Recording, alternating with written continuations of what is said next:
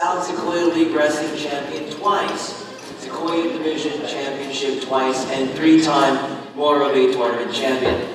Tony placed third in the Valley Tournament in 1977. That year, he was the only South Sequoia League representative to qualify for the California State CIF Wrestling Championship Tournament. He advanced to the semifinals, but would lose to the returning state champion, Dan Cuestas, who would go on to repeat and become 2-time state champion. Tony placed 5th and became Wasco's first state medalist. His overall high school career record was 93 wins and 10 losses. He continued his career wrestling at Bakersfield College until he sustained a back injury in an unfortunate car accident.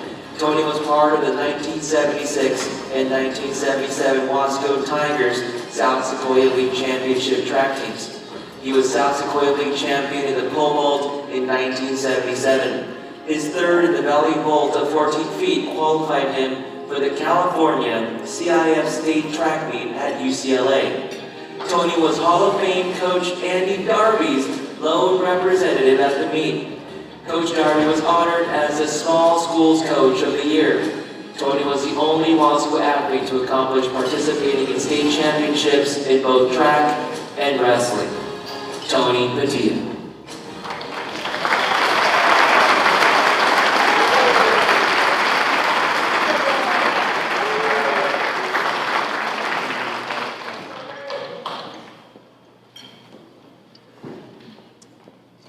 So now, I have the honor to bring up Mr. Tony Padilla. Put your hands together for him, please.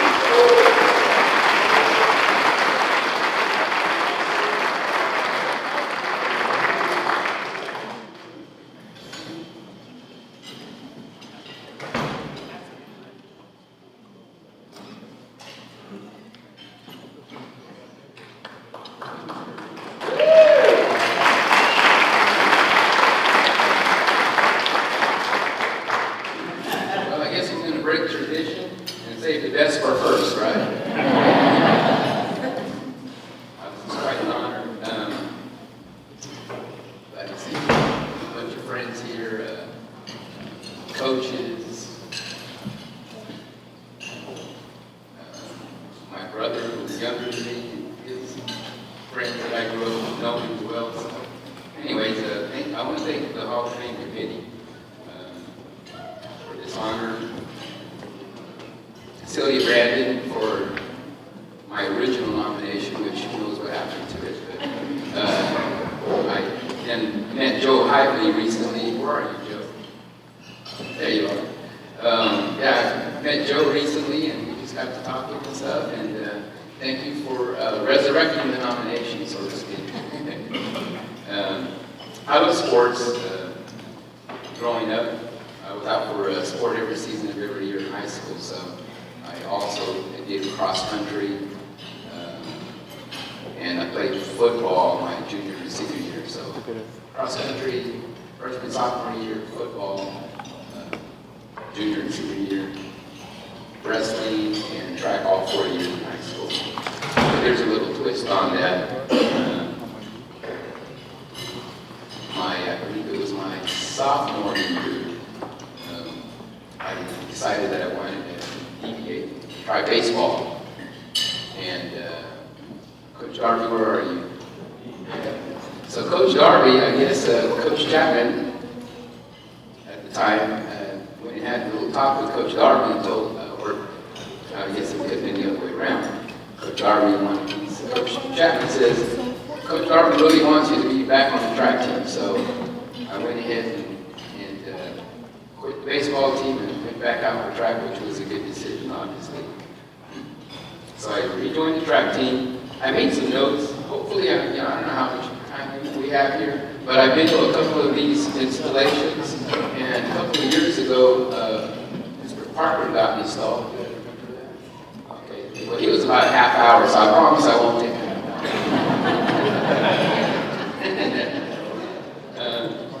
So I'm just briefly going to go over my track, what I did in track throughout the years, some memories that I had.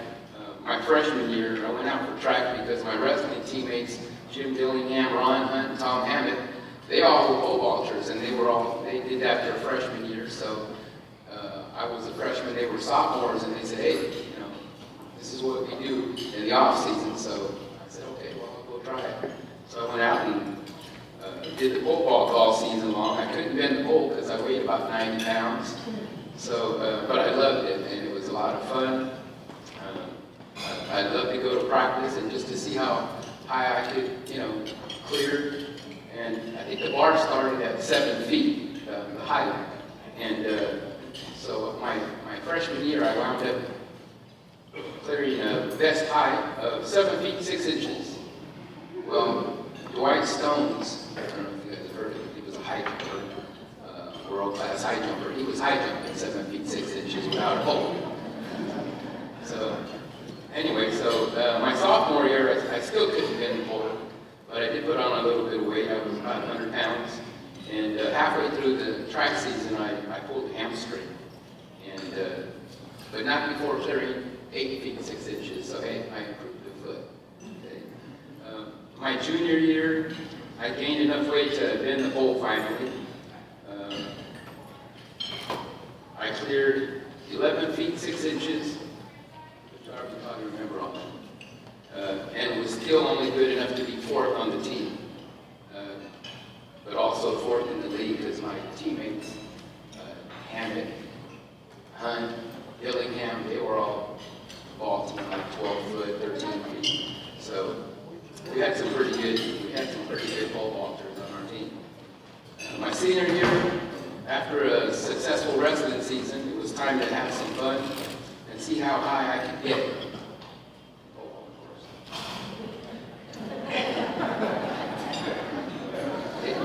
It didn't take long to clear 13 feet, which was the maximum height I was expected to clear that year. So improving a foot and a half, that would have been something. But through the rest of the season, I did clear, like I said, 13 feet pretty early in the season.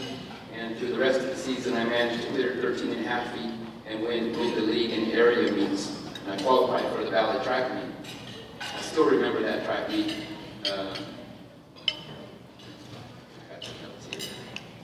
So I can't remember how many other of my awesome team members on our track team, because we had like 30, 40 athletes on our track team. And we, I believe, had won league years before I competed on the varsity level. My junior and senior year, we wound up the league champions.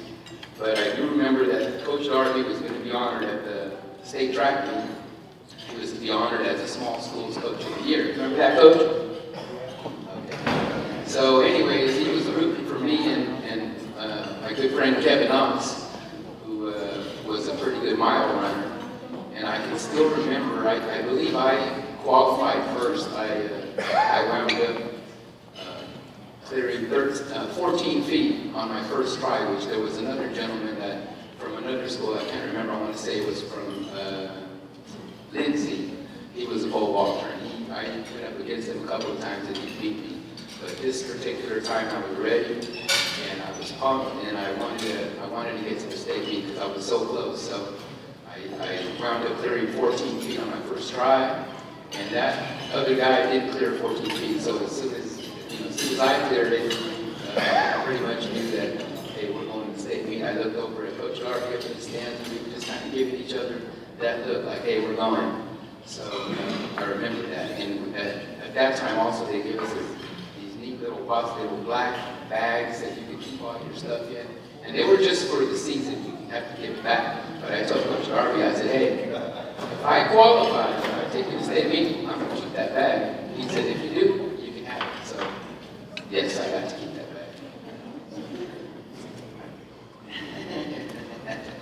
bag. So anyways, so I wound up going to state meet. I qualified. The state meet, track meet was at UCLA's Drake Stadium. So I was, oh, by the way, I wanted to mention my friend Kevin, because he was supposed to qualify as well. Well, Kevin, he was in third place. They only took the top 3 place finishers to state. Well, Kevin was in third place, and about the last 200 yards, he got passed, and he wound up with the fourth place finish, I believe. And so he didn't qualify to go to the state meet. So it was just me and Coach Darby got to go. And that week, I don't remember if Coach Darby remembers, but my pole decided that week to what we call mush shopping. Mush means that, you use the same pole, you find a pole, it takes a while to find a pole that you can walk with, and you use that all season long, and then all of a sudden you qualify for the state meet, and now my pole decides it's not gonna work, long story short. And so we had to try to find another pole from another school. I think we finally found one at BC or Highland, I can't remember.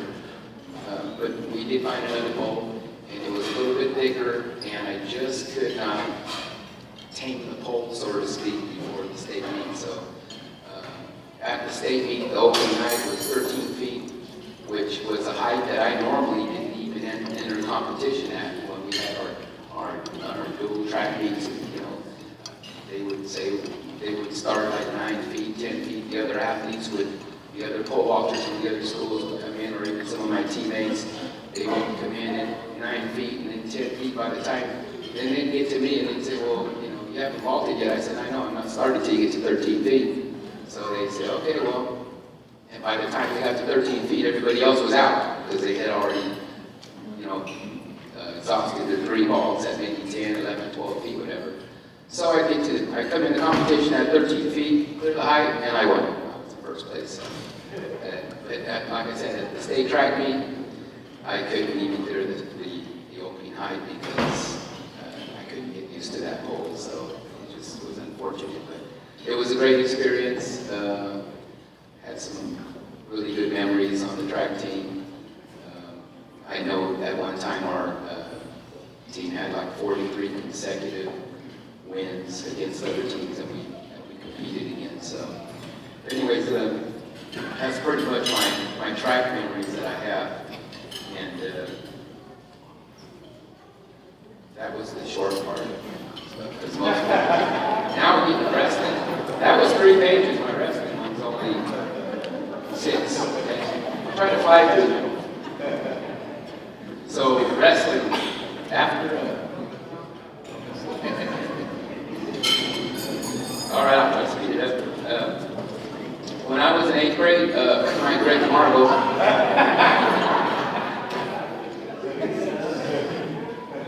When I was in 8th grade, a friend of mine, Greg Margo, introduced me to wrestling.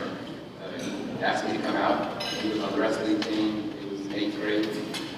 I said, okay, well, I'll go give it a shot. And so I learned a couple of moves that I wound up mastering and got pretty good at. So the next thing I know, I was at the state tournament, and I wound up taking 2nd place, losing the championship match to a kid from Bakersfield named Percy Richard. Well, Percy would later wind up a 2-time high school state champion at 1 weight class below mine. So my freshman year, when I got to high school, I wrestled 95 pounds, but only weighed about, like I said, about 85 pounds. So I could make weight fully clothed with my coat and boots and everything. We used to, back then, we weigh in, and you completely strip down and jump on the scales, and they would put it on your weight class, and they let the thing go. And if it went up, then you had to kind of, you guys know, it had to kind of come down a little bit, stay in the middle. Well, I jumped on the scales, fully clothed and everything, and boots and jacket and everything on, and they let that thing go and hit the bottom. So that was because I weighed 85 pounds, and they put it on 95 pounds. So I made weight pretty easy my freshman year. My freshman year, I don't know if you guys can believe this, but my teammates, we were so deep in our talent of our wrestling team that I wrestled what was called exhibition. I couldn't make the varsity because Ron Hunt was there in my weight. I couldn't make the junior varsity. Jim Dillingham was there. Greg Camargo was at the soft. I was actually exhibition, and if you don't know what exhibition was, you just went out there and practiced here, and they had somebody else from the other school come out and wrestle. It was a match before the actual matches started. So yeah, it was like just a practice match. But anyways, I did that my freshman year. My sophomore year, I wrestled 95 pounds and weighed about 95 pounds. I could make weight fairly easy. And I wrestled varsity as my teammates had moved up in weight class, so I got a break there and went to wrestle varsity. first Morro Bay tournament title and an SSL title. And also, I thought I won the divisional title, but I'm getting old, so maybe it was only my junior and senior year. I asked Celia, she goes, "You're asking me?" To remind me. Anyways, I don't recall what happened, but I didn't place in the Valley, so I didn't get to go to the state meet my sophomore year. So on my junior year, I grew a few inches, and with that came additional weight. That was my most difficult year to make weight. I had to cut several pounds to wrestle at 105, and it was also an emotional season as my teammate and best friend, Greg Camargo, was killed in a tragic car accident that summer before school started. I remember myself, Jim Dillingham, Ron Hunt, Tom Hammond, we would all struggle at times to make our respective weight classes, but we always did, except once when we celebrated our victory over our arch rival Shafter. We all came back at least 5 pounds over, but our next league match was against Kalinga, so we all decided to bump up a weight class, and we still would. I would win my second Morro Bay title, SSL title, and divisional title, but failed to place in the top 3 at the Valley Championships again, so missed the state tournament again. So my senior year, after finishing football, it was time to start my final wrestling season and my quest to hopefully qualify for state. However, due to personal reasons, I was going to have to move to Arizona with family over there. I remember at the Fall Sports Awards banquet, hugging and crying with Mrs. Brandon, Mrs. Celia over there. Stand up, Celia. Wait. So I remember her and I kind of crying together, and she says, "We don't want you to leave." And I said, "I don't want to leave." And her saying, "Then come live with us." Remember that? So I was like, "Are you serious?" She goes, "Yeah." So long story short, I was coach's son that year. And I was like the Fresh Prince of Bel-Air, moving on up. So I moved in with the Brandons and had to get used to eating white people food. And all my Mexican friends started calling me white boy. Eventually I would introduce and show the Brandons how to make chorizo and egg burritos. They liked me so much that at times I would call home and ask Celia, "What are we having for dinner?" Thinking maybe lasagna or spaghetti. And Celia would say, "Your favorite, chorizo and eggs." Yeah. I started the season weighing about 125 pounds and would have to get down to 112. How was I ever going to get down to 112? Well, besides all the conditioning, Mrs. Brandon and Celia would wind up putting me on a diet. I never before had soft-boiled eggs for breakfast, or cottage cheese and I think a wiener for lunch.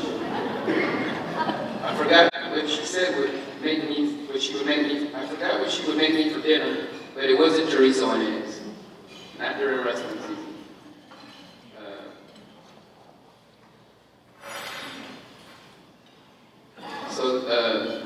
That year would not be easy to qualify for state, as our weight class had some pretty good wrestlers in our section, including Martin Affenstranger from Shafter, who would become my nemesis. We had never wrestled before, as he was always a weight class above me and was league champion as well. But now we were both the same weight and on a collision course that would pair us against each other 5 times that year. I remember our first meeting in Shafter.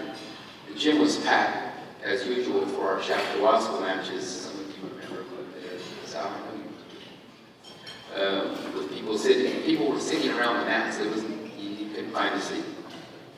I also noticed that when we had those matches, if we were wrestling in Shafter, then the basketball game was in Wasco, or vice versa. Well, that night I remember, and I remember having seen this before,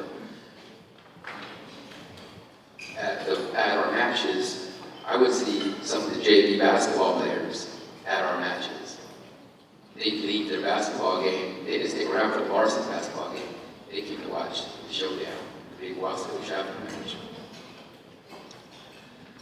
So anyways, I was trailing that was my first match with Martin. I was trailing by 2 points with about 10 seconds left on. Remember this? I scored an escape and a takedown to win by a point. I also won the next dual match in Wasco, but lost to Martin at the league meet to prevent me from winning my 3rd league title. I did bounce back and beat him at divisionals to win my 3rd division title, but most memorable was beating Martin at Valley for the 3rd and final spot to finally qualify for the state meet. I'd like to add that my matches with Martin Affentranger were tougher and more competitive than any opponent I would face in my first day at the state meet. I remember having an awesome first day as I won my first 3 matches, including a 10-2 decision, a pin, and a major decision in the quarterfinals over the Southern Section #1 representative, whose section took the top 5 placers. The state which only took 3. So now I find myself in the semifinals against returning state champion Dan Quest, who I believe had not lost a match all year. I lost that match, and Dan went on to win another state title. I wound up with an injured arm and would lose the next match in the consolation bracket, but was able to win the last match to place 5th. I feel honored and privileged to have been able to compete at this level of competition and have medaled. Another memory I have from our state meet was watching one of the best wrestlers ever, Dave Schultz, dominate the competition. Dave missed his qualifying tournament, high school tournament, because he was on some kind of, he qualified for some world tour or whatever, and he wound up missing his state qualifying tournament. And so they made an appeal to the CIF, and the best they could tell him was, hey, you know, if a spot comes open, you can take that spot as a sub. Well, Dave Schultz, he wound up getting the spot, but it was 2 weights above his. He dominated that whole, he pinned everybody except for in his last match, he made a decision, his opponent. So he was a 7-time world and Olympic medalist. I attend the state meet every year, and every year I realize how hard it is just to qualify. Unlike other states, California does not have a AAA or AAA state meets. When you qualify, you are among the top 26 wrestlers in the entire state, which includes all wrestlers in California. To all our wrestlers that have ever competed in the California State Wrestling Championships, I commend you, and all should be in our Wasco Hall of Fame. Thank you to my wrestling coaches, late Jerry Brandon, late Larry Pearson. I have a lot of memories with both of those coaches. They were the best. My track coach, Andy Garvey. I want to say a special thank you to Mrs. Barbara Lucas for all the gifts that provide so many memories. Thank you. My Lord and Savior Jesus Christ for blessing me with the ability and talent that made this honor possible. And lastly, my MVP, my mother, Josie Martinez, who made many sacrifices so that I could compete in all my sports. She worked in the rose fields around here for many years, and sometimes I would wonder how many hours of her hard work it cost just to buy my equipment needed for sports. Mom, you taught me honor, respect, and integrity, but most of all, you taught me hard work ethic and love by example.